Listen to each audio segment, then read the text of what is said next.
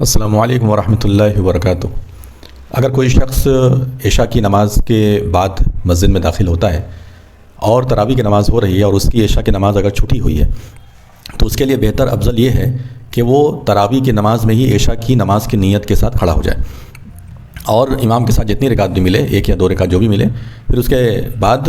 جو بھی رکعت اس کی چھٹی ہوئی ہے وہ اس کو مکمل کر لے۔ اس سے اس کو جماعت کا جو 27 گنا ثواب ہے وہ مل جائے گا، اور جو چھٹی ہوئی تراویح اگر اس کی ظاہر سی بات ہے 2 رکعت اگر یہ چھٹی ہے تو، یا اس سے زیادہ بھی اگر چھٹی ہے تو وہ بعد میں اس کو پڑھ سکتا ہے۔ اور امام کی نیت اور مقتدی کی نیت اگر الگ الگ ہے تو اس سے کوئی فرق نہیں پڑتا۔ حضرت معاذ بن جبل رضی اللہ تعالیٰ عنہ نبی صلی اللہ علیہ وسلم کے ساتھ فرض نماز پڑھتے تھے، ان کی فرض ادا ہو جاتی تھی عشاء کی، اور پھر جب واپس جاتے تھے اپنے محلے میں تو پھر عشاء کی نماز وہ خود امام بن کے پڑھاتے تھے۔ ایسی صورت میں ان کی نفل نماز ہوتی تھی وہ،